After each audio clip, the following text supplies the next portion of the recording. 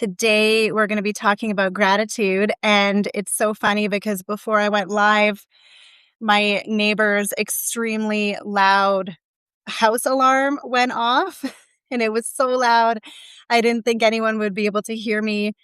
But right before I hit go live, it turned off. So I was thinking, okay, you know, got to be grateful that I'm going to go live today and my internet's going to work.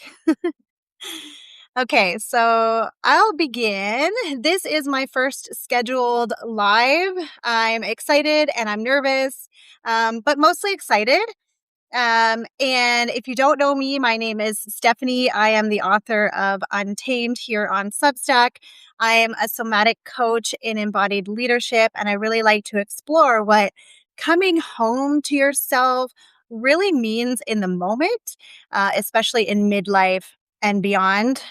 Much of my work lands in the space between um, change and how to kind of work through those sticky, uncomfortable, unknown spaces where our emotions, our relationships, and our body intersect, and how to really use the emotions and use what we're feeling in the body as a compass to move through these transitions in our life. So if you're with me, I'm so glad you're here. And today I'm really excited because I'm going to talk about a topic that we hear about a lot. And for me personally, is difficult. And that's gratitude. So I'll explain why personally to me it feels difficult. And I'm hoping and I'm guessing that some of you might actually really resonate with this. It's just kind of like an unspoken um, feeling that we all kind of have.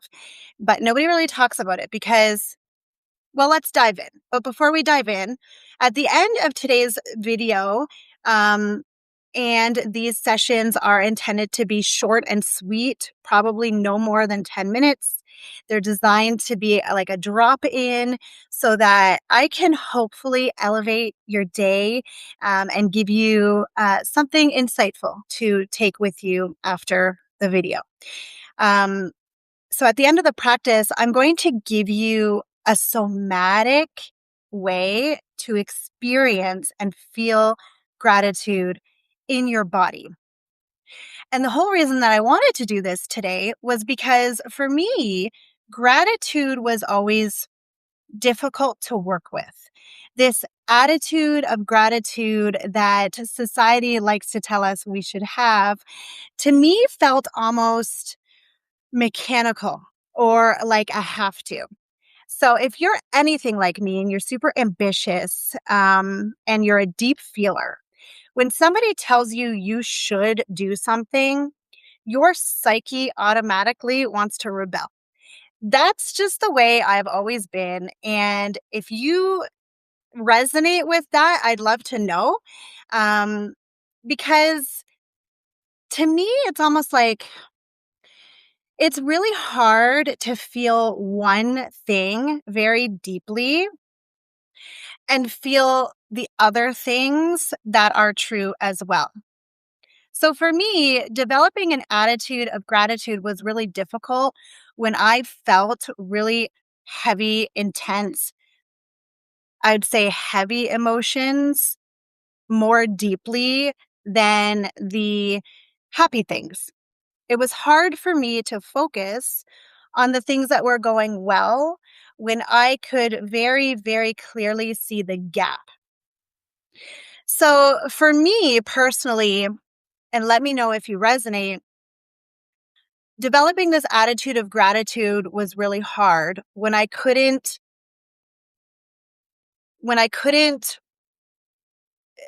almost like, okay, when people say to you, but you should be grateful. You should be grateful for what you have. It was almost like this internal war happening in my body where, like an internal conflict where, yes, I was grateful. I am grateful. I'm grateful for this wonderful home that I live in. I'm grateful that I live in this beautiful, sunny environment. It's sunny every day. It hardly ever rains, you know? I'm grateful for that. But at the same time, I'm also sad that I live so far away from many of the people that I love. So it was like there was this inner conflict happening in my body where for me, developing an attitude of gratitude felt like it had to be like an all or nothing kind of thing. I had to be fully grateful for everything, and nothing else could be um, conflicting with that. So, developing an attitude of gratitude for me meant that I had to really work with this concept that two things can be true at the same time. And I really want to note that I learned this from, I heard my mentor teacher, Brett Larkin, she's the founder of Uplifted Yoga. She talked about this. And she brought this point forward that two things can be true at the same time. And I think we all kind of know that on some level, but it's really hard to accept that. So it's really hard when you're a deep feeler to accept that there's a lot of crap happening in the world, that there's a lot of people hurting. And at the same time, it's okay for you to be grateful for what you have in your life. And this is one thing that was really, really difficult for me to work through because it was like there was always this underlying shame or guilt, or I somehow felt like I was being selfish for being grateful for the things that I have while other people in the world are suffering. So society tells you to be grateful, but at the same time, they tell you to be sad. And this is the inner conflict that for me was really difficult to work through when I was practicing gratitude. So for me, writing a list of the things that I felt grateful for felt super empty and mechanical, almost robotic, like something that I had to do, not something I really, really, truly wanted to do or something that I could actually feel in my body. So, the first thing that I really had to do was work with this idea that two opposing truths could be true at the same time, that it was okay for me to love the home that I live in, but still not be fully satisfied with exactly where I'm at right now. Or that I could love the life I currently have, but still not feel settled with it or not feel like I've reached, my highest potential yet. And for me, it was difficult to work through because there was always this shame underneath that I should just be incredibly grateful, and that's that. And nothing should be wrong outside of that. And that was the inner conflict. And I'd love to know if anybody else feels this way, or if you feel like your gratitude practice feels super, super empty. If it just feels kind of like a have to do, like something that just for me, it has no weight when I'm just writing down a list, but I'm not actually feeling it in my body. So Brett taught me this, and this is a somatic way of actually experiencing um, gratitude in the body. Before we do this, though, I want to point out some examples. I want to give you some examples of two opposing truths that could be true at the same time. Okay, so for example, you can loathe your job. You can absolutely hate going to work every day, but you can love the fact that you can pay your bills. Or I can be super mad at my husband because he did something that really pissed me off this morning, but I can still deeply love him and be grateful that he's in my life. Or um, I can be an exhausted mom from all the invisible labor that nobody sees, nobody acknowledges, and I can still love being my kid's mom. So these are things that we face these like dual realities every single day. These are polarities that are true in our lives, and we have to accept them both in order to be fully grateful for the moment or for whatever it is that we want to really put our focus on and be grateful for.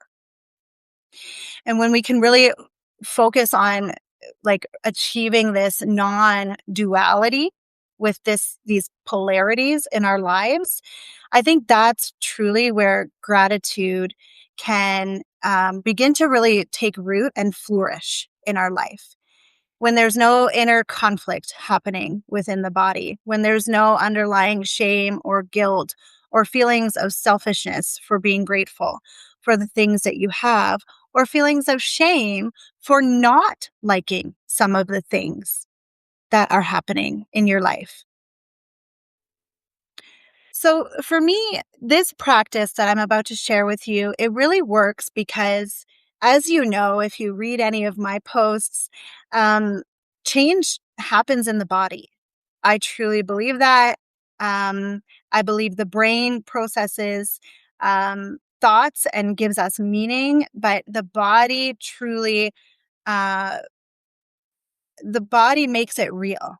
So the body, our emotions, they are feedback, they're information, and we're given this information so that we can work with it and move it through us, move it out of us, get the information that we need with it, and do what we're meant to do with the information that it's giving us. So I really truly believe that change happens in the body. And so for me to experience gratitude, I need to experience it and feel it in the body. So today, when you're doing your gratitude practice, sometimes it's easier to experience something when you first experience its opposite. So take one thing that you're grateful for, and you can do this with me now. Maybe you brought a journal and you can write afterward on what your experience was. But close your eyes for a minute and just think about something that you're grateful for. And then drop yourself in the reality of where that thing didn't exist. And just allow your body to have the physical experience that it's having when imagining this thing not being in your life. So it could be someone that you love. It could be your job. It could be a car. It could be having a car to get to work every day.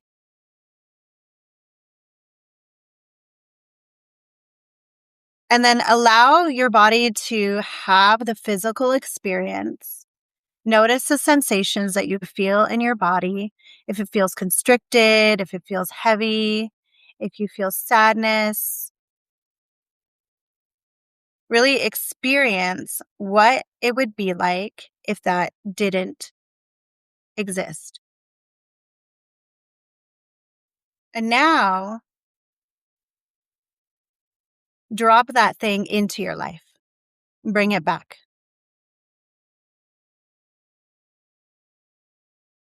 And experience the flood of emotions that come in when this thing is now a part of your life. And maybe you'll start noticing all of the goodness that came from this one thing in your life. And let your body have that experience. and really, really, really bask in that feeling.